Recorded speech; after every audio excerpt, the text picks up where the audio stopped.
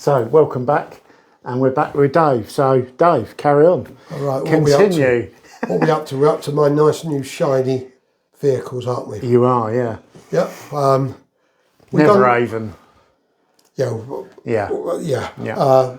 The nice new shiny vehicles arrived, to great relief of everyone, and we used to do a lot of exercises on Saltar and Senlager.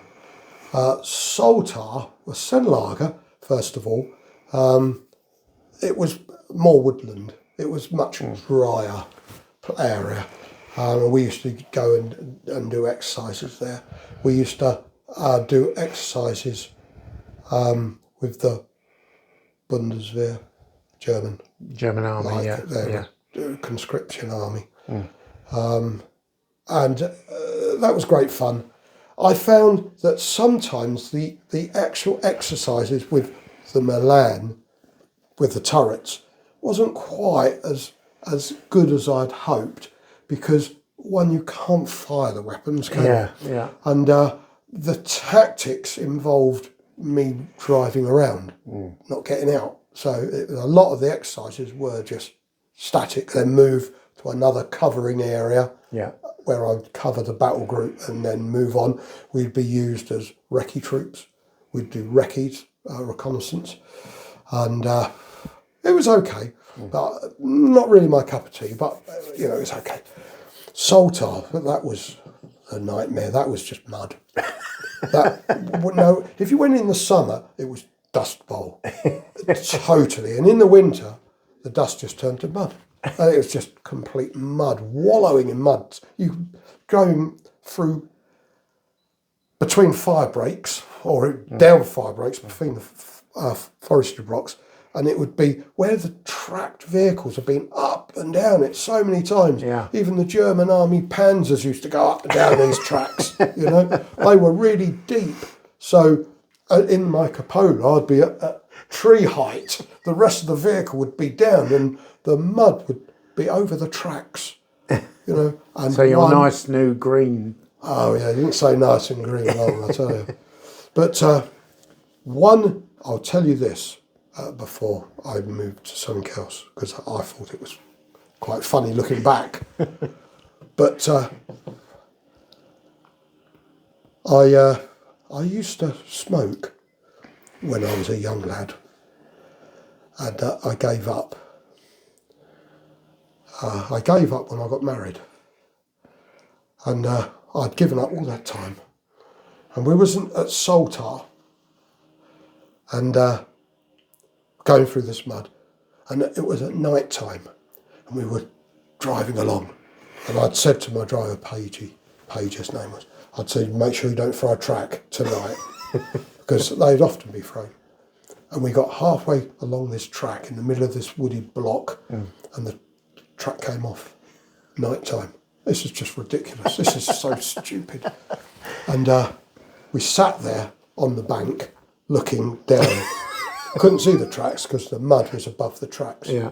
And I said, well, we're going to have to get the tracks off then. Hope you can do it, Pagey. And he said, well, I don't know. I've never done it in mud. We've done it hundreds of times. Don't get me wrong. This is like on the tarmac back at camp. For us, this was as in normal circumstances, this was as disastrous as getting a puncture in your bike. You take the tyre off, put the plaster on, stick it back on again. But this was at night in the mud. I said, oh no. And we had to feel for where the track had come off.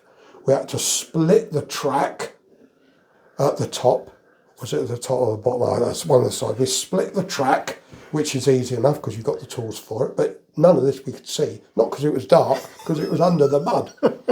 And we managed to drag out and keep in a straight line the track.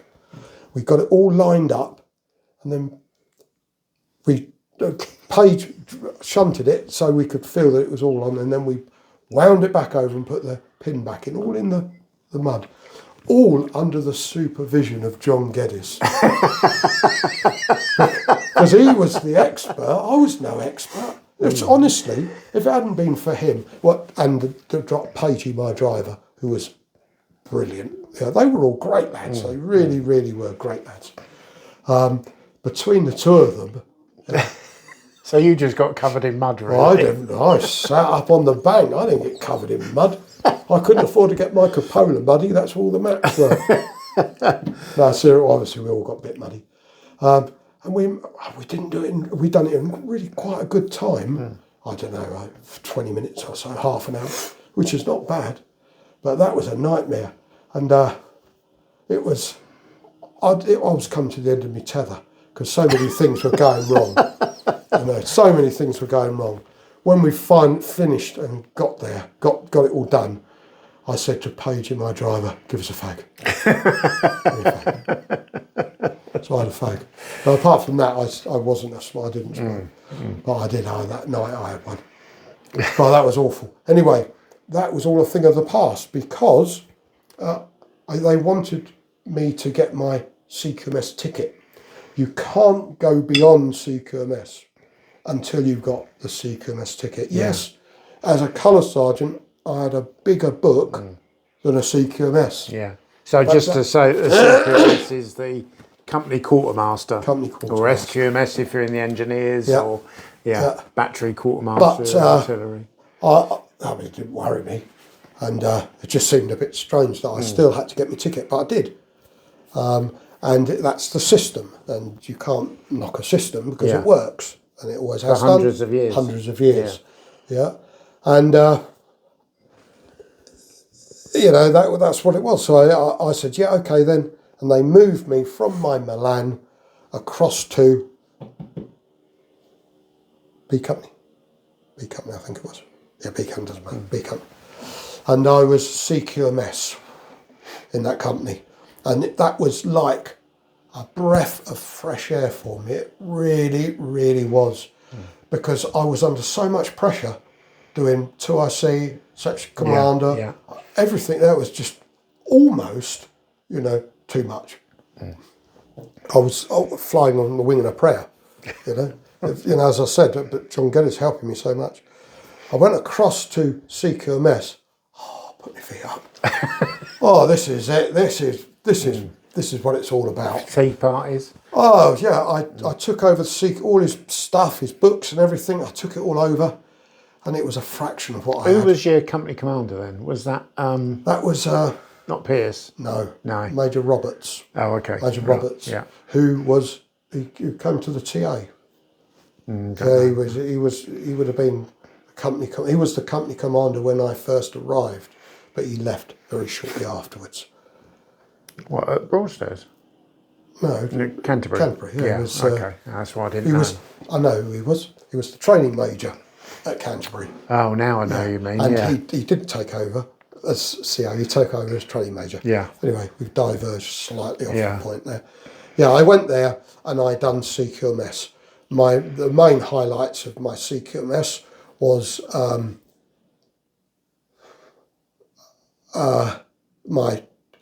the exchange thing we done with the Danish army. We went and worked with the Danish army for a few weeks. They came to us and another date and done it. But my company was selected to go there, so I went there as CQMS. I went on the advance party, obviously, as CQMS, and I took all the boots and pouches just in case someone burnt a tent down. I had all the stuff, all the stores I had in the back there ready for the company, and I went off on the advance party. What I did have also in the back of my wagon, and I will say this, because it doesn't matter if they lock me up, I've only got a couple of years left anyway. So the Sergeant Major, Jimmy Jules, another great bloke, really another great bloke. And who was the OC, Major Sterling, grandson of... the Lieutenant Colonel's there in the SAS. Yeah. Yeah. They were the company commander. I was a CQMS, and we had the plan. Sergeant Major said, right, I want to boost the company funds. What I want you to do, and this was with the OC's, agreement, but he was looking that way, kind of thing. He said, I want you to take with you the whole company's ration of whiskey, brandy, cigarettes, wine, all that sort of stuff. Go to the NAFI, how much it costs. You've got 130 men, and that's 130 rations of, so it's 130 bottles of whiskey, 200 fags or whatever. And I went to the NAFI and I bought it all with the company funds, loaded it all up in the back of my wagon, and all I had was a nominal roll. And my defence was, if I was topped, my defence was all that booze and the stuff on the back there, that's not mine. That belongs to these people. I'm taking it in bulk because we can't trust them to put it in their kit. By the time we get there, I've drunk it all. They'll come rolling off the end. So we've taken it in bulk. That was he said that'll be okay. You'll be perfectly okay. It's all right him saying that. It wasn't his neck on the block, was it? No. Anyway, I arrived there, met their colour sergeant, very nice bloke. He took, just divert off the point a bit, he took me home to his place that night, and I had a lovely meal in his house, met his wife, and his kids. It was really, really nice. Danish people were among the nicest people I've ever met. Experience as well. They weren't the best soldiers. I'm not suggesting they were, the Danish SAS. They weren't. They were dead basic soldiers with basic skills, but they were lovely people. Anyway, he gave me my storeroom. I emptied out my Bedford and had everything stacked up in there with my storeman, obviously helping, and unloaded all the booze and fags. And he said, "Whoa, what are you doing with all that?" I said, "This is all for our troops." And he goes, "Wow." And I said, "Don't worry, your guys will get this." And he said, "Really?" I said, "Yeah, at the end of the exercise." And we'd done the exercise. At the end of the exercise, they all came round. I was like the NAFI. All the Danish soldiers that we'd been on exercise with, who we'd got to know quite well in this week or so, they all came queued up and we sold them cigarettes and bottles of whiskey and what have you. A bottle of I can't remember the exact price, but we looked in a shop window because they had no pubs. And in an off license, they had a bottle of whiskey. Don't forget, it was only costing us a few marks, a couple of marks for a bottle of whiskey. But there it was the equivalent to about 35 quid for a bottle. It was unbelievable. We weren't selling it to them at that price, obviously, because otherwise they would have walked off. We were selling, I can't remember what I was selling it for, but it was dirt cheap for them and a nice profit for us. And at the end, it was like tumbleweed blowing through this storeroom. There was nothing in it, empty. The odd couple of empty cartons and tumbleweed. And I had a sandbag full of money, you know what I mean? Because I didn't take any change. I want, folding only. And a sand, you could use it as a pillar. And there's so much in it. And they were still coming up. "Have you got anything left?" "I'm sorry, mate, there's nothing left." And bag of money over my shoulder. Off I went. Swag bag. I went into the OC's office and I put it on his table. I said, "There's the profits. I'm not having anything else to do with it. Now someone else can take it." And I never saw it again. It went into the company funds. We had the richest company funds in the battalion, obviously. The OC paid for everyone to have a flight home for Christmas. And we had a free, superb Christmas party. All the food was free, all the beer was free, everything was free, just a free bar. It was fantastic. All that was out of those little profits. So I'm glad I agreed and said, yes, I'll do it. But anyway, that was that part of it. We done a Northern Ireland tour, and I do remember the camp of this one. This was Gurwood. Gurwood Park. Gurwood Park, And I was CQMS there. When we used to go out on our patrols, that was me and my storeman, we had a van completely dented because it had so many rocks thrown at it. But every location, each company had a van. One was a yellow one was a blue one was a white one. They're all the same vans. And we used to swap them over to try to fox the enemy. Do you know what I mean? Unbelievably.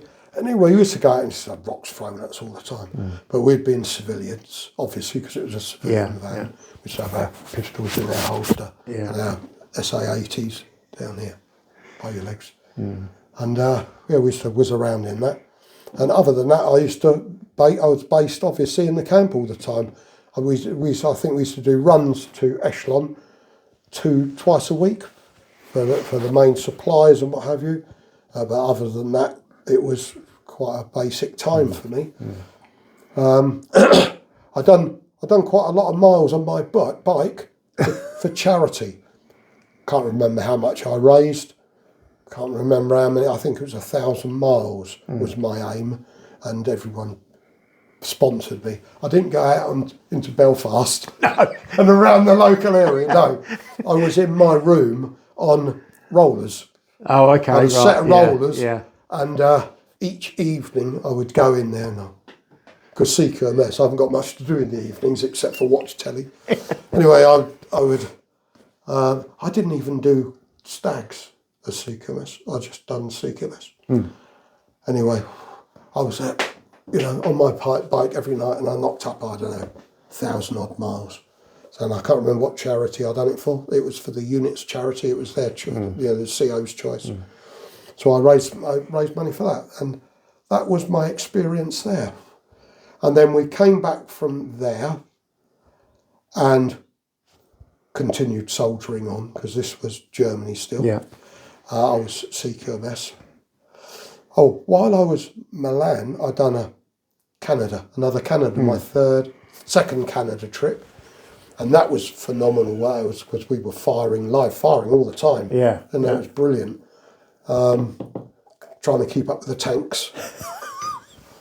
I remember once, we, as I said earlier, we'd done marking, didn't we? We'd done marking like recce platoon. Yeah. Because there wasn't enough recce platoon. Or one advance they had to do. We had to mark the way. And my vehicles all a little light, all glow light. And we were sitting there waiting. And the tankies came up, a column of tanks. He jumped out. He was a major, I think. He sounded like it, you know what I mean? The way he spoke to me. Yeah. And he was really horrible and arrogant. He really, really was. He said, right, come on, where am I going? Before I could say, he would say, well, come on then, spit it out. We haven't got time. And I'll be trying to tell him.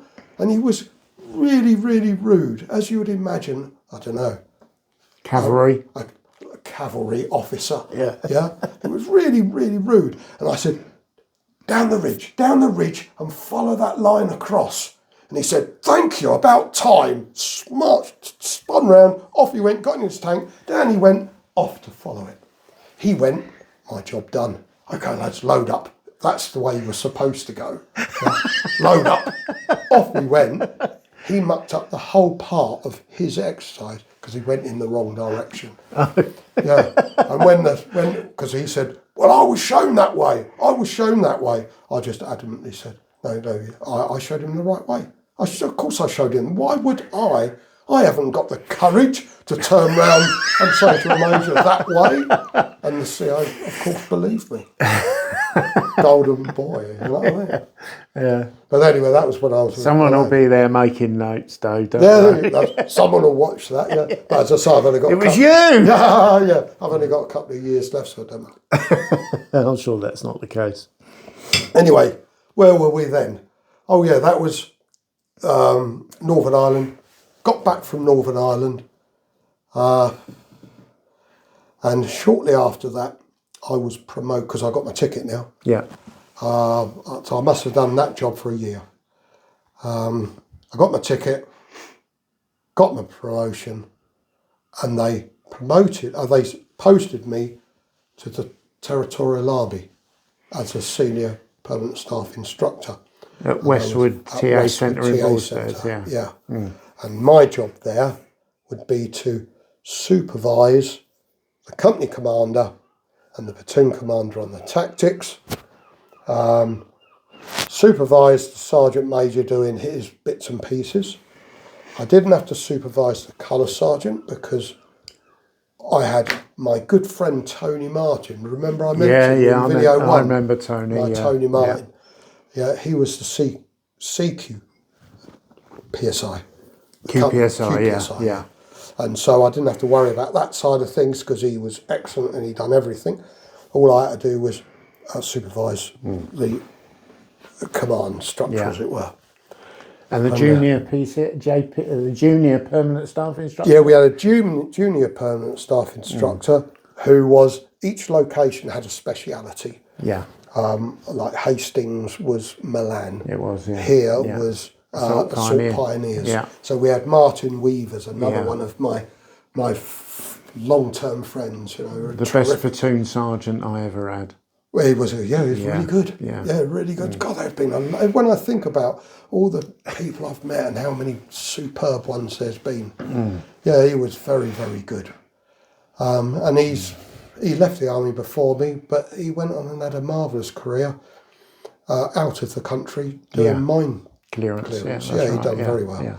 Yeah, because he loved Assault Pioneers and that sort of thing, playing around with explosives. The Big Bang Gang. Yeah, he used to like that. And anyway, that was probably one of my most enjoyable posts. That's when we first met. That's when I first met you. Yeah. Although I didn't really notice you. In those I was so far down the pecking order. Lance Corporal. He was a Lance Corporal. Yeah. Anyway, surprisingly. One of the main things I had to do was supervise the exercises, which were done every other week. There was two a month. Yeah. Every other weekend would be an exercise, which involved quite a lot of recceing and writing equipment and making sure that all the writing letters, exercise letters, and making sure there was enough equipment and what have you. But there was a young platoon commander there. Yeah. Called. My name's Martin Neame, wasn't it? Yeah, Lieutenant Neame. Yeah. And really, really nice guy. I used to get on with him very, very well indeed. And we had our own mess upstairs. That's right. Yeah. That the sergeant major at that time had organised, and he had made it. But we used to go up there after work, and we used to have a good chin wag and a beer. And I got on very well with him. Very nice lad he was. But he was a platoon commander, lieutenant. And the 2IC of that company left. I think he had been broken by the last SPSI. When I arrived there, he wasn't there. But this young lieutenant, he was temporary. I say temporary, he'd done it the whole 2 years I was there. He was temporary company 2IC. So he was responsible for all the training. And I used to say to him, right, next weekend, we're going to do an ambush exercise. So your homework this week is to write an ambush exercise letter.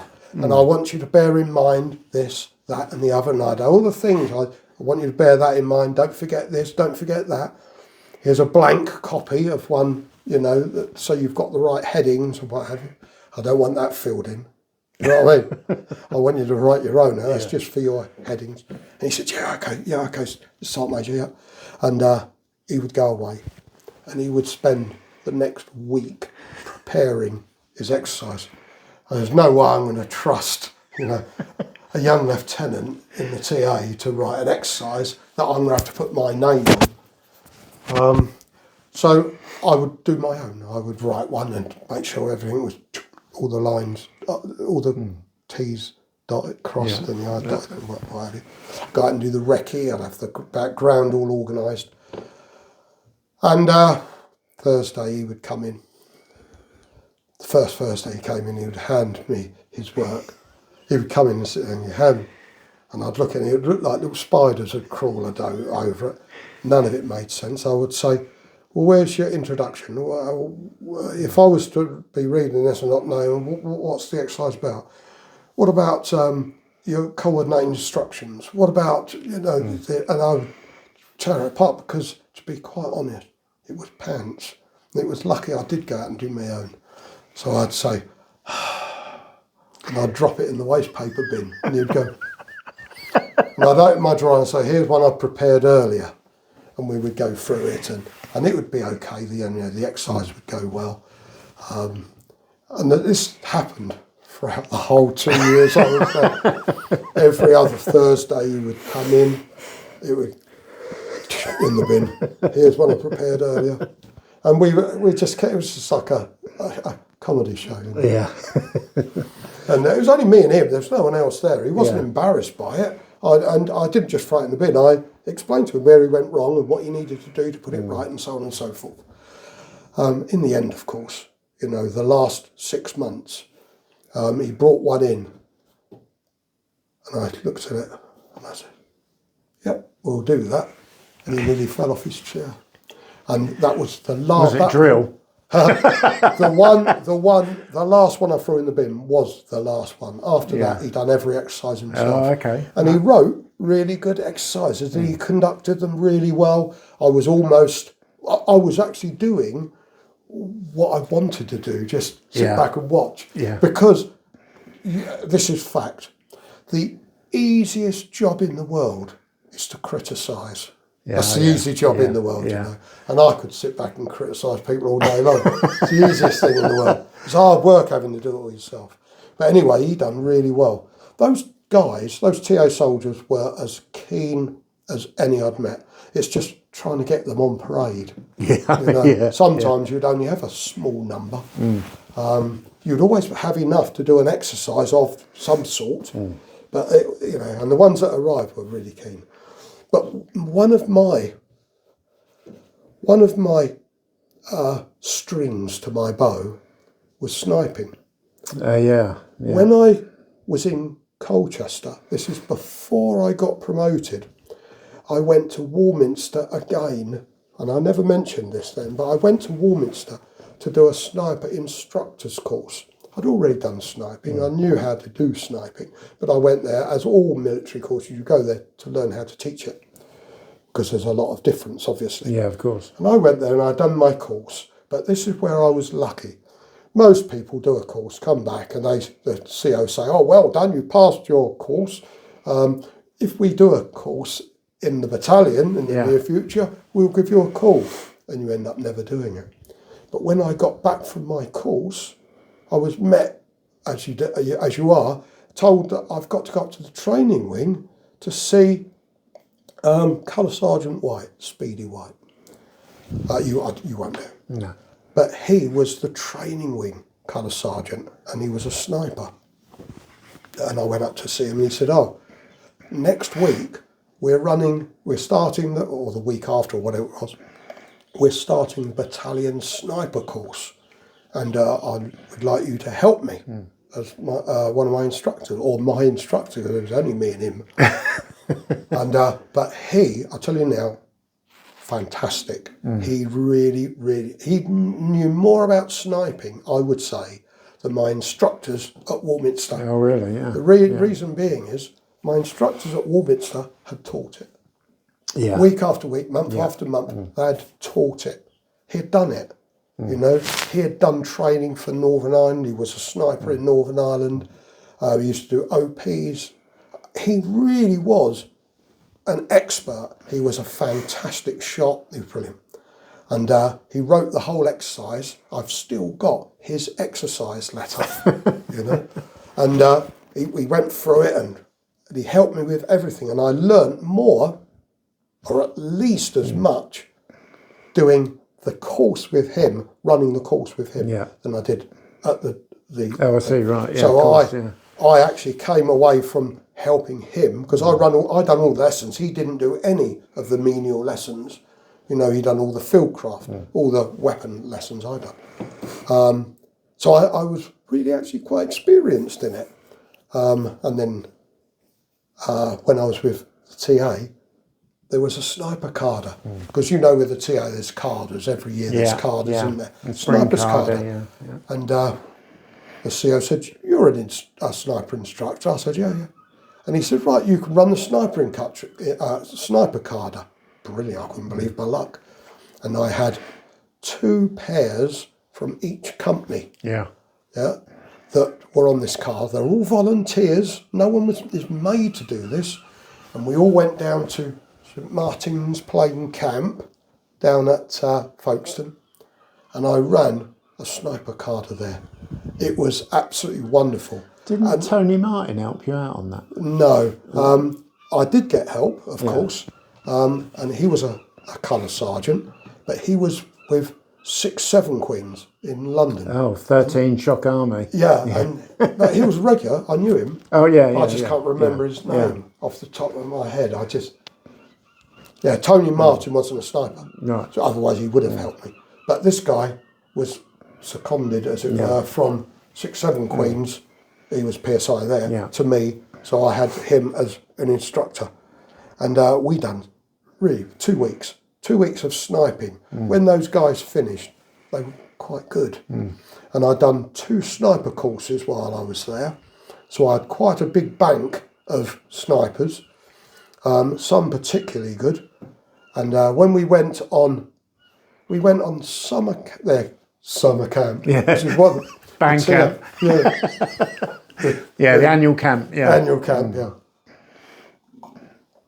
We went down to Tregantle, I think it was. Tregantle Fort. Yeah, I didn't do that. I did a spring carder. Right. Yeah. We went to Tregantle, and all my snipers that went on that course, I took away, because it wasn't a battalion exercise. It was lots of little bits. I took them away, and we done 2 weeks of sniper training. I went down there afterwards because I did the safety boat operator down at Jupiter Point, like that. Oh right.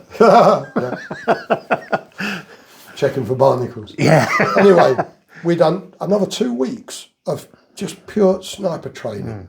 Wonderful, really, really good. And don't forget, these guys are absolutely keen as mustard. After that, our battalion, as all battalions in the British Army, are then invited to send their sniper pairs to Warcop to do the British Army sniper concentration. And there were, I don't know, about 60 pairs. 60 pairs. That's a lot from, all the every unit that had snipers done brush-up work, I suppose, and sent their snipers there. And some, I presume, must have been quite good. Hopefully they were all quite good. But our battalion was asked, and the CO said to me, are we going to be able to go to this, or are we going to be embarrassed? I said, no, you can send your snipers anywhere. They are equally as good. Yeah. And he said, well, I hope so, because we're going to go up there, but I don't want to be let down. I said, they won't let you down. We went up there, 2 Land Rovers, sniper pair in each with all our gear and everything. We went up there, parked up, done all our bits, signed in, gave in our IDs, and so they logged everything down. And then proceeded to do a badge test. That's what the sniper concentration was, a badge test. Because if you can't do a badge test, then you're not good enough to be a sniper. What are you calling yourself a sniper for? Any sniper worth his salt should be able to do the badge test. Yeah. Like any soldier who's fit enough should be able to do the 2-mile battle run. Yeah. You don't have to have warm up for it, do you? You either do it or you can't. Yeah. And we my done cup of tea. No, I bet. Not at a 2-mile run either. No. But we done the concentration, and I think there were 6, I can't quote me, but there was 60 plus pairs. It was heaving with people. And my 2 pairs came, I think, 15th and 11th, I think it was. Right. They came very close to single, 15th and 11th, TA snipers, out of 60 odd teams. They were really good. Okay, they'd had a lot of training and they were all as keen as mustard. And no doubt some of these regular ones would prefer to have stayed back in barracks and gone on the beer or something. But even so, they done so well, I was dead chuffed. And when the regular soldiers found out they were only TA, I was saying, what's going on? They were up, because I never said anything at all. Yeah. I never, and I said to the troop, don't mention it. And I never mentioned it, not till the end when it was gloating time. But yeah, we went back to CO was well pleased. Yeah, we did 4 of us did a falling plate competition. I think it was 1 para. I think they were getting ready for going away somewhere anyway. And of course it was an engineer because a brigade training team was an engineer, REME guy, 2 infantry PWR guys, and because they were down on the ranges all the time, you know, the BST, the training team. So of course wiped the floor with the parachute regiment, and their company sergeant major stood up and started screaming and shouting at the paras, you know, you've been beaten by an engineer and some donut from the REME. One of the folks went, yeah, we're TA. Yeah. up the range road went this para company with the guns above their heads, ripped into, yeah. No, don't knock the TA. TA, private soldiers and the TA are just the same as private soldiers and the regular. They're the salt of the earth. And if you took private soldiers out of the TA and put them into a battalion, as they did, and send them off to Afghanistan or Northern Ireland or whatever, don't forget they don't just pack their bags and jump on the plane and go out to wherever they're going. They do the beat-up training the same as all the others. So when they arrive, they're not the same standard as regular soldiers. Of course they're not. It would be ridiculous to think so. But after 6 months of beat-up training, or 4 months of beat-up training, they're equal. Absolutely. The TA, the only fault in the TA is the higher up the rank they go. The higher up the rank they go, the less capable they are, because there's too much for them to do. But anyway, that's another story. Anyway, that was my time in the TA. I thoroughly enjoyed it. After that, I went back to my battalion, which was at this time in Canterbury. I left Germany. Which is the regimental headquarters. Yeah, that's right. They went to Canterbury and I joined them. And the problem here was there were 2 rifle companies, because we'd lost a lot of men resigning, putting themselves out or leaving. Was this during the Strategic Defence Review when brown envelopes came out? I don't know. No, this is people saying, I'm fed up doing this. Oh, okay. I'm going home to live at home. They would, people just leaving. That's what happens in the army. You do tend to lose a lot of soldiers through periods of time for whatever, maybe postings they don't like, or the next posting they don't like, so they PVR or... So from Germany back to Canterbury. Yeah, but when they got back to Canterbury, there wasn't enough soldiers in the battalion to form 3 companies. Right. So they formed 2 companies, and there was only 2 companies for about 6 months. And then the numbers were built up. We had people coming in, volunteers coming in from other Queen's regiments who didn't want to go to Germany and they wanted to stay in the UK. So our numbers over that 6 months built up. So we actually had 2 over strength companies. And I arrived, and my new company commander arrived, and that was it. No soldiers. No soldiers. we were B company. Me and him. And the CO said, right, well, you haven't got a company at the moment. Well, you have. It's B company. You've got a company office, you've got a storeroom, you've got everything, but you haven't got any men. Unfortunately, we've lost them. That vital ingredient. Yeah. But anyway, it was all right for the OC. He just went to the mess and waited. He went to the mess for tea and toast. And read the Times all day. Yeah, to wait for the soldiers to arrive. And I had to do all the work. Of course, we wouldn't expect him to take over the bedding store, would you? Or anything like that. No. And normally I wouldn't have, but I didn't have a CQMS. So I had to take over all the offices, everything typewriter, one off. I had to take over all the office, the company office, my office. Once that I'd taken those over, the company commander could come and sit in his desk. And then I had to take over all the G1098. This is why you have to do your CQMS ticket. Yeah, which is the stores, the G10 stores. All the stores. Yeah, that's why it's important that every soldier has their turn at CQMS. Yeah. Because otherwise you'd be lost, wouldn't you? Yeah. How am I going to do this? Well, I had to take over all the G1098. I had to take over all the bedding stores, all the accommodation. I had to take over the arms coat, all the weapons. In fact, I didn't take over the weapons because the soldiers brought weapons with them when they came. That was quite a lot of work, and I had to take over all these. And then the day came. It only took me about a week or so, but the day came, And we had a big battalion, none of us to parade. And all the company sergeant majors marched their companies on, and I marched on with no one. just me on my own. Just a stick. Yeah, just me and my stick. The company commander came in at the back with our company commanders, you know, to get on parade and what have you. And the RSM get on parade, and everyone got on parade. Company commander standing behind. And he said to all, you know, whatever word come on, all those that had been earmarked to form the new B company had to fall out, march around, and get put in their new free ranks by me. Yeah. So I stand there, no one. They all fell out, and they all came milling around. I filled them out. Tallest on the left, proper sized on the right. Yeah. Anyway, I got all my men. My platoon sergeants all fell in, and the company command, RSM at the end of the parade says, "Company sergeant majors carry on." I then had a little toy set, so I got them to attention and marched them off. I sent the platoon sergeants off with their men to the accommodation to take over their accommodation. I walked down to the stores with the CQMS and said, "There's your stores, check it over and sign it." And I went up and sat in my office and put my feet up. And that was it. That's what I was more used to.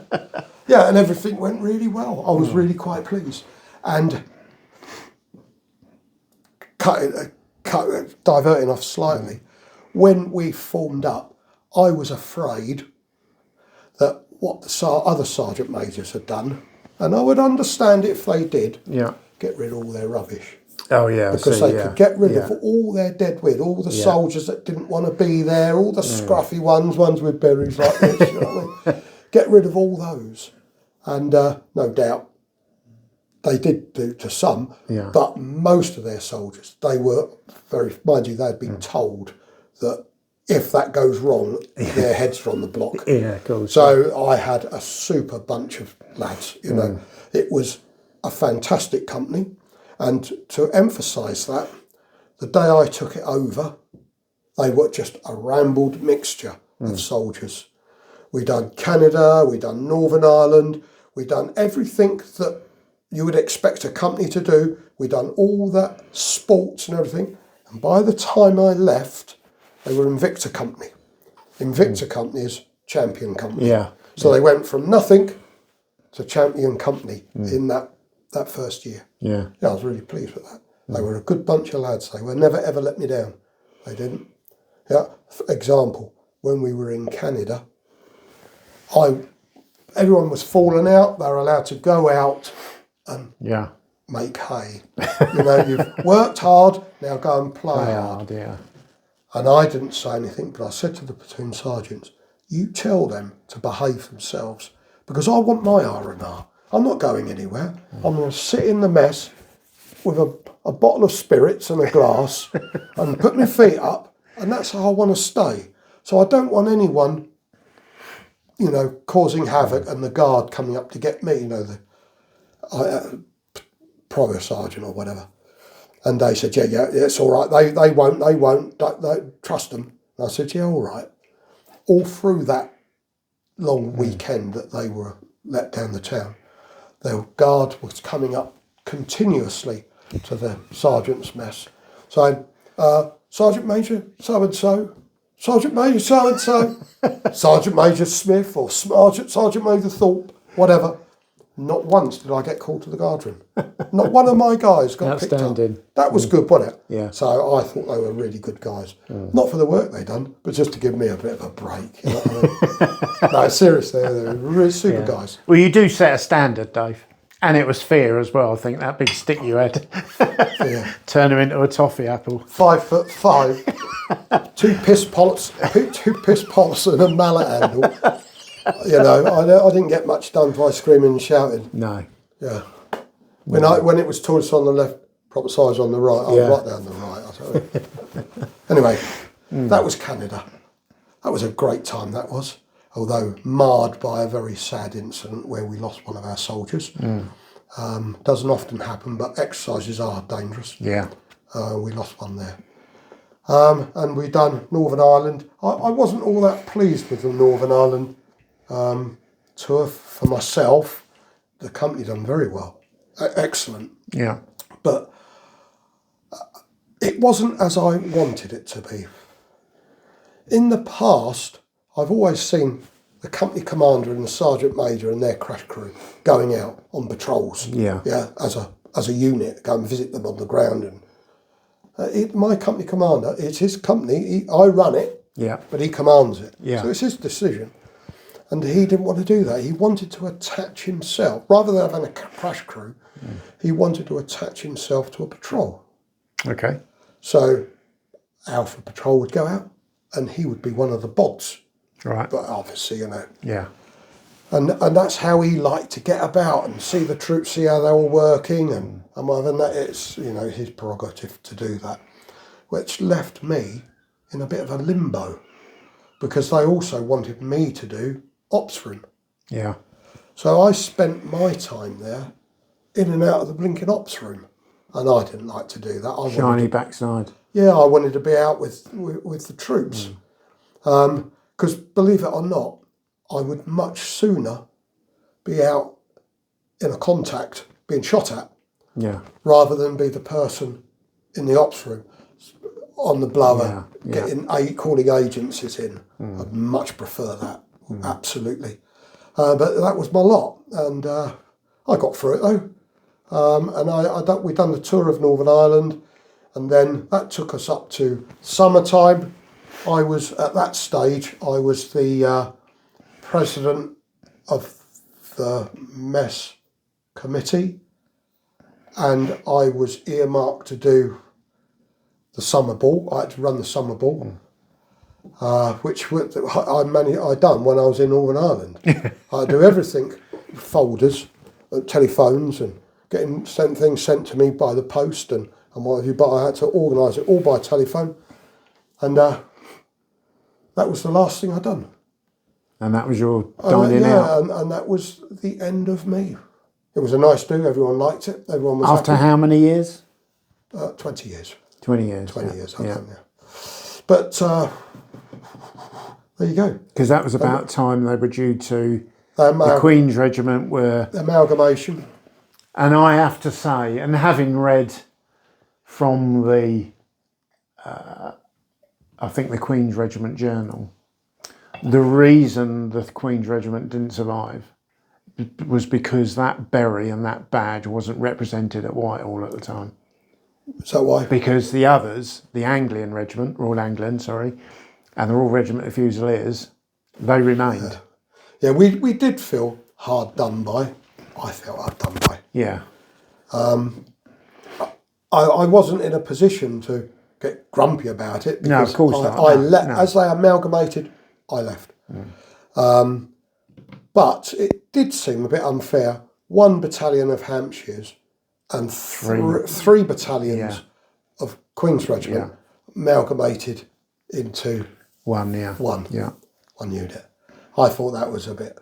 Which became the Princess of Wales's Royal Regiment. A Princess of Wales Royal Regiment, yes. Yeah, and I rebadged, stayed on with the... So it's a bit of an honour, really, to be found a member of a regiment. I was there on the parade. Yeah.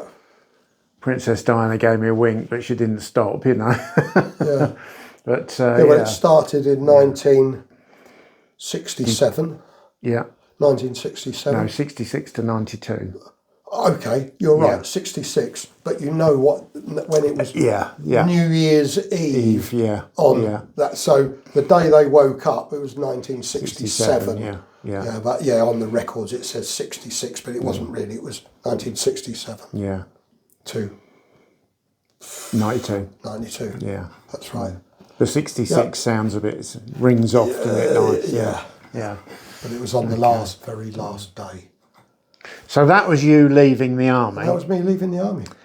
And the next time I see you in uniform, apart from your poster uniform, was at 2 Brigade. Oh yes, that's right. Yeah. So just a bit. So 2 Brigade. I never wanted to join the TA. That was never a part of my aim. I had done everything I wanted to achieve. When I was a little boy on my dad's shoulders, I used to see the Sergeant Major doing the practicing of the passing out parade at Sandhurst, which I told you about in the first interview. I went from that and I said, I want to be that. And I was standing there, Sergeant Major, in front of Invicta, best company in the 2nd Battalion. An accolade, That's right. And that for me was the end of my military career, and I was very pleased with what I achieved. So I had no intentions of joining the army. But when I left, I missed the army more than anyone could really understand, unless they missed it the same as me. You know what I mean? But I missed the army so much, I was almost in tears every day, no matter what work I was doing. I would sit on my settee almost in tears thinking, I wish I'd still in the army, I wish I was still in the army. And one day my telephone rang, I picked it up and he said, hello, is that Sergeant Major Hills? And I said, well, it used to be. Who's speaking? Who's speaking? No, I didn't sob. I said, who's speaking? And he said, oh, you might remember me. My name's Neem. And I said, yes, I remember you. And he said, I'm Colonel Neem now. God, you know you were talking and about... I thought, I thought, oh my God. You're not in charge of 5 shock army, are you? And he said, I'm running spring carders. And of course I knew all about spring carders because being SPSI with the TA. And I said, oh, that's interesting. And he said, I've got no instructors, or at least I've got no one to run it for me. And I said, oh, why is that? And he said, well, I just can't get anyone to run the course. I can get some instructors, but no one to run it. He said, come down. I said, well, I'm not going to do that. I've been out of the army too long. I can't even remember how to lace my boots now. And he said, no, you'll be all right, you'll be all right. And I said, well, I'll come down and have a chat. I only went down to have a chat because I thought it'd be nice to see him. Yeah. And because I had a motorbike then, and Keith had a motorbike. And so did I. And you had a motorbike? Yeah. When I arrived there, I was allowed to come in to the camp, rode round, and there was Keith's Gixxer. I didn't know it was his, and I saw him, well, parked next to it, as you do, don't they? They're like magnets, aren't they? Stick together. Anyway, I parked up, and I walked in, and lo and behold, there he was. Keith Potter was sitting there. He was the RSM. He was. WO1. And I went in. Now, I wasn't there that day. No. But I was the permanent staff training and admin corporal. 18 years and already a corporal but I went in to see him, Colonel Neem. And he said, well, I need someone to run the car. I said, how can I do that? I haven't even got a uniform. He said, I'll get all that sorted out. I said, I'm too old to join the TA. He said, don't worry, I've sorted all that out. And I said, how are you going to do that then? And he had worked away. I couldn't join the TA. I was too old. But I could join the brigade response team. The brigade reinforcement team. BRT. BRT, that's it. Brigade reinforcement team. And they were old ex-sergeant majors and officers who in theory would be liaison to the police, the civil powers, if there was a terrorist incident in or around the tunnel. So bronze, silver, gold command. I could join those. So I went along, signed up, swore in the Bible again, got me another shilling. It was about 10 quid by then, you know what I mean? And I joined the BRT, whatever it is, BRT. But I never ever paraded with them. No. He said, right, now you're BRT, you can come attached from them to me and you can run my carders. It's all right. So I remember you turning up in the morning in uniform. Oh, yeah, but that's right, yeah. As a private soldier. Yeah. Do you want to tell it or shall I? Go on, you tell it.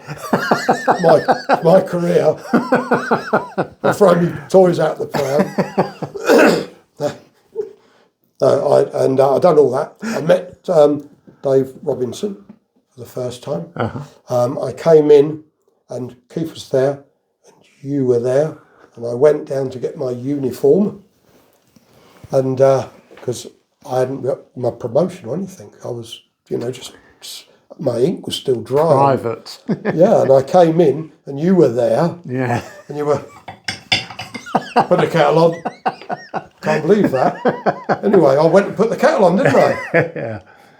Yeah. Made a cup of tea, and then Colonel Neame poked his head round the corner and said, "Oh, the paperwork's full now, through, so you can put your crown back on."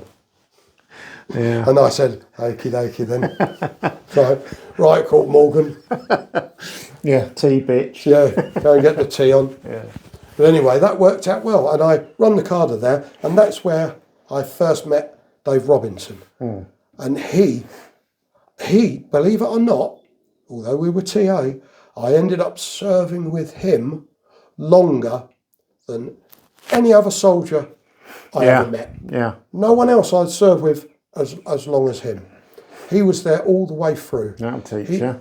Yeah, that'll teach you. He was a really, really nice guy. He was so helpful to me. I was running the Carter, but he actually started off rejoining to be one of the instructors, the same as me. But he was taken on to be one of the instructors, first aid, I think, or whatever it was. And I had to run the Carter. I organised all the classrooms. I went into one classroom, and it was just piles of targets, and it was just like a bomb burst. And I said, "It's only next week." And I've just been given a verbal brief from from Colonel Neame. And I was sitting there trying to work out how the Carter should run.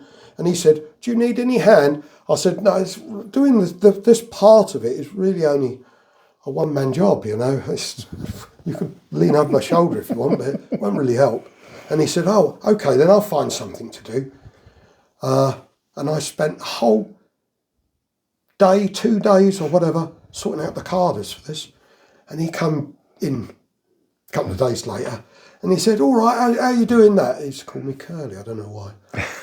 He said, "How are you doing?" I said, "Yeah, it's done now. I've got it now. All I need to worry about now is the classrooms and who's doing what lessons and what have you."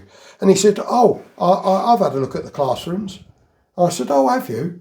All the time, unbeknown to me while I've been doing that, I went into the classrooms and there are no classrooms.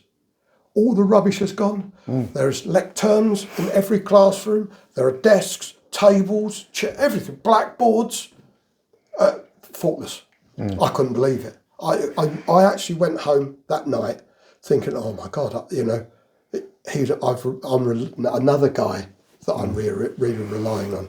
I couldn't have done it without him. I couldn't have gone in there and done it myself, and there was no one else. But he done it all. He sorted it all out. Anyway, long story short, I done that. Oh, I went back because my training was out of date. My CRBN training. Yeah. In the old days, it was NBC. Yeah. But now it's CRBN. And they wanted me to do that as well. I said, I can't do everything. My ticket for doing NBC or CRBN is run out. I'd done my course when I was a Lance Corporal. I went to Warminster, never even or wherever it was, and done my NBC course. Winterbourne Gunner? Winterbourne Gunner. That's what I said. Yeah. That's what I said, wasn't it? No, you said never over. Oh, no, I did. I went there when I was a Lance Corporal. Or am I telling it? You're doing the jokes. I went there when I was a Lance Corporal and done my course. Yeah. So MBC, nuclear, biological and chemical. Yeah. And CBRN, chemical, biological, radiological and nuclear. That's right. Yeah. They want to know, see. All right. Yeah. Well done. You remembered. Yeah. Anyway, so I said, all right. They said, "I'll send you on a course." So they sent me on another course. I had to go back to Winterbourne Gunner, same camp, everything exactly the same. It changed a bit. I noticed, the accommodation blocks, I recognised those. Exactly the same camp. And I went back there. And coincidence, how I said earlier, how it's funny how the army's like a family and you meet people. working in that camp as he was quite senior. He was one of the top civilians there, Gary Morrow. Oh, was he? Yeah, they were amazing. Wow. You know, yeah. of all the places in all the world, Yeah. who had to turn up in my camp. Yeah, Gary Morrow was there. And I've said about him, he's a fantastic I think my battery's about to go, Dave. Oh dear. So,